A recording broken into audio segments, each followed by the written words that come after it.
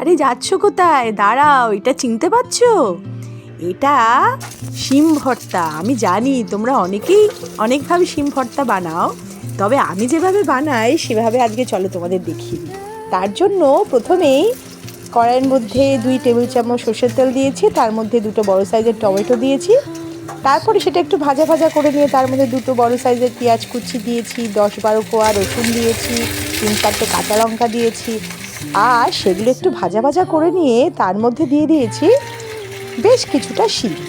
এবার দেব পরিমাণ মতো নুন, আর তারপরে তার মধ্যে দেব 1 টেবিল চামচ কালো জিরে, আর দেব পরিমাণ মতো হলুদ। সব কিছু দিয়ে আবারও বেশ কিছুক্ষণ ভাজা ভাজা করে নেব। এরপরে যখন টমেটোটা সিদ্ধ হয়ে যাবে তখন ওপর থেকে খোসাটা এরমভাবে আলাদা করে নেব। তারপরে আবারও বেশ কিছুক্ষণ ভেজে নেব।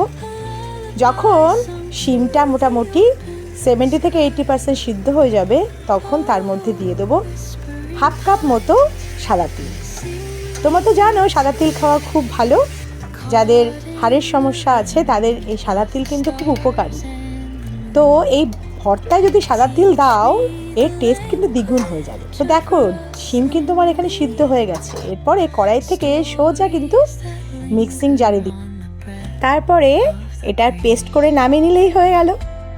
তো আমার কিন্তু সেই শিমের যে পেস্ট সেটা কিন্তু একদম রেডি হয়ে গেছে। এরপরে কড়াই গরম করে আর কিন্তু কোনো রকম তেল দেব না, ওই শুকনো কড়াইয়ের মধ্যেই সেই শিম বাটাটা দিয়ে দেবো।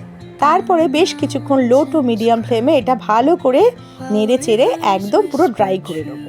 যখন দেখব যে বাটাটা কড়াই থেকে ছেড়ে যাচ্ছে তখন বুঝতে হবে যে বাটা কিন্তু আমার একদম রেডি। তো দেখো এখানে কিন্তু আমি শিম বাটাটা নামিয়ে নিলাম, আর তার ওপর দিয়ে ছড়িয়ে দিলাম একটা বড় সাইজের পেঁয়াজ কুচি। এরপরে ভালো করে এটাকে মেখে নেব। তো দেখো এরকম শিম ভর্তা কিন্তু আমার একদম রেডি, সঙ্গে গরম গরম ভাত আর এই শিম ভর্তা। তো দেখো ভাতটাও আমি নিয়ে নিলাম, এরপরে নিয়ে নেবো সেই শিম ভর্তা।